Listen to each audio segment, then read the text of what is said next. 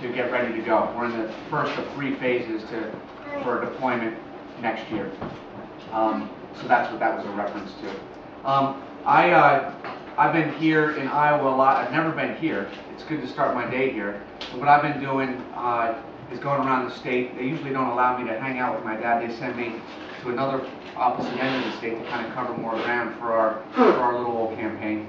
And what I've been doing is letting my dad talk to you all, and hopefully many of you have met him. I know JR and Susan have, about what he's done, what he wants to do as President of the United States.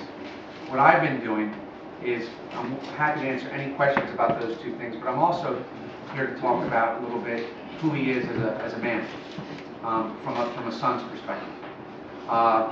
And I think that's one of the great things about the Iowa caucuses. It's like Delaware in that regard.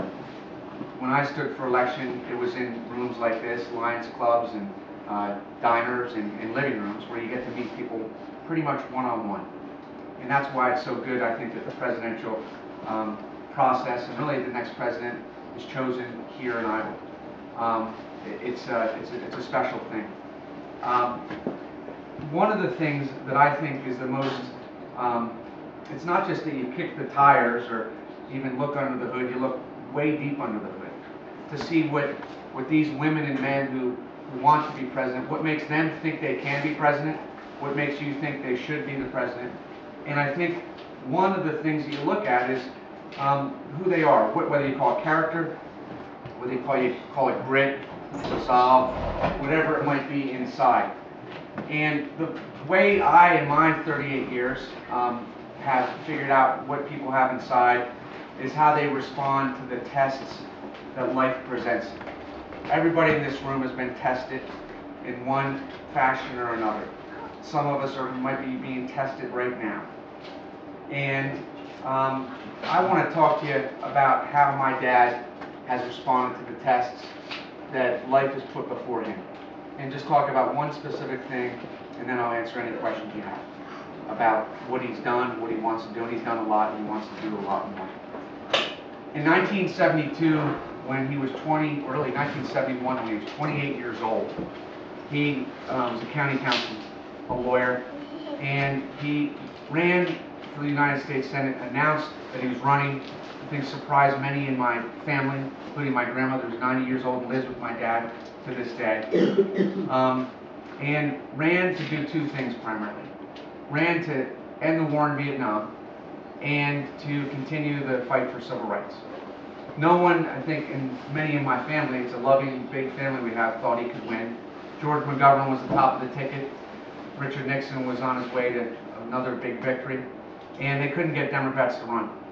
And they were running against a 3-term incumbent senator, a beloved guy, 2-term governor before that, and a congressman before that, a guy named J. Caleb Boggs.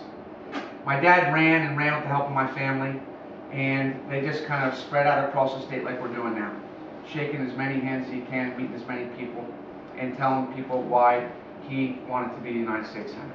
And he won on November 7th of that year with a huge majority of 2,000 votes, and shocked the state of Delaware, literally shocked the state of Delaware, and shocked the nation, because this guy came out of nowhere to become the second youngest elected United States Senator in U.S. history. And like a lot of times in life, at least in my experience, sometimes great triumph is followed by tragedy, or the other way around, tragedy followed by triumph. And about 4 weeks later, on December 18th, right around this time of the year, 1972, my dad was in Washington, 2 weeks away from being sworn in on January 3rd, picking out his office space in D.C. He was 100 of 100. He was the least senior United States Senator, because he had the least experience. He was the youngest. He was from the second smallest state. When he got a phone call. And he got a phone call to come home to Delaware to not good news. And the news was that the station wagon that I was in with my mom, I was just shy of 4, my brother was just shy of 3, my sister was 13 months old, was broadsided by a tractor trailer after getting a Christmas tree, killing my mom and killing my little sister, and badly injuring my brother and I. And my dad left Washington that day, never thinking he was going to return to even become a United States Senator. He told, many of you in this room remember, Mike Mansfield, the majority leader at the time, Hubert Humphrey from right up the road, Ted Kennedy, men he didn't know, but men who had been tested in their own right, that he wasn't coming back to take the oath of office. He said to them that Delaware can get another senator, but my boys can't get another dad. And he returned home to Wilmington, to my bedside where I was in traction, and he never left. He never left.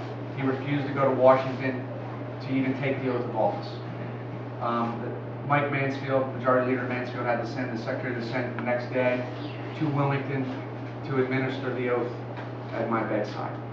And I don't tell you this to gain any sympathy for me or even for him. I've had a wonderful life, a truly wonderful, blessed life. But the reason I have is because of my dad. My dad. And what he did that day is he began to rebuild our family.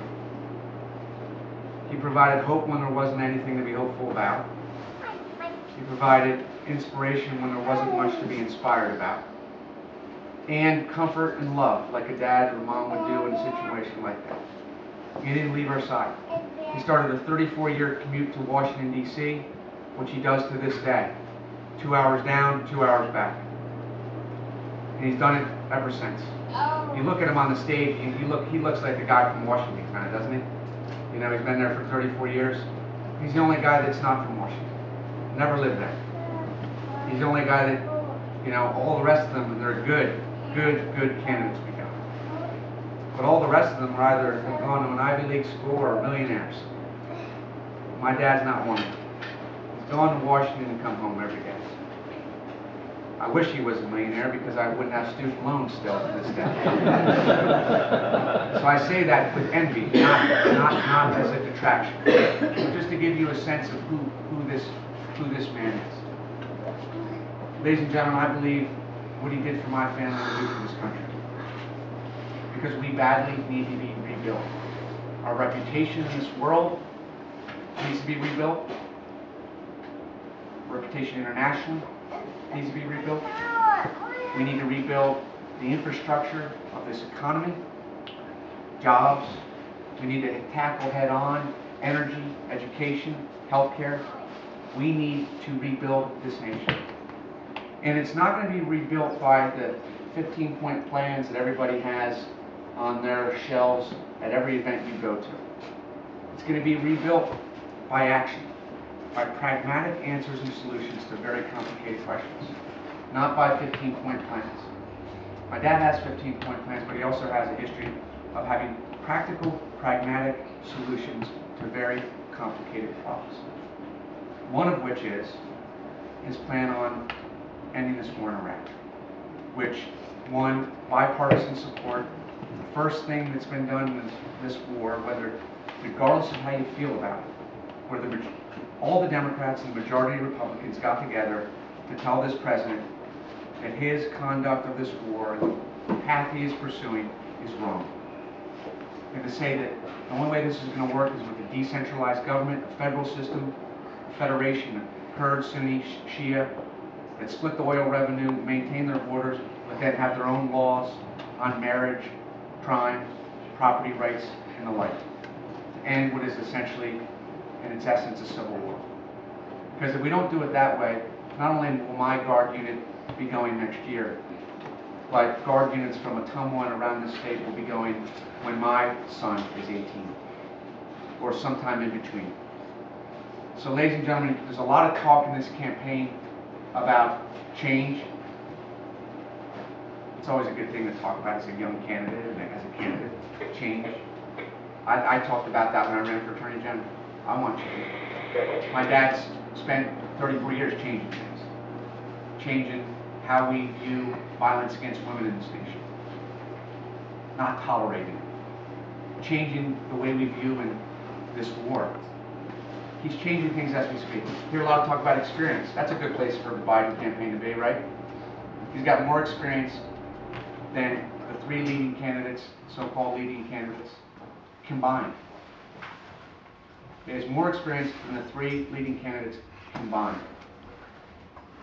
He has twice as much experience as the three leading candidates combined. you know, sounds a little bit like an exaggeration, but it's not.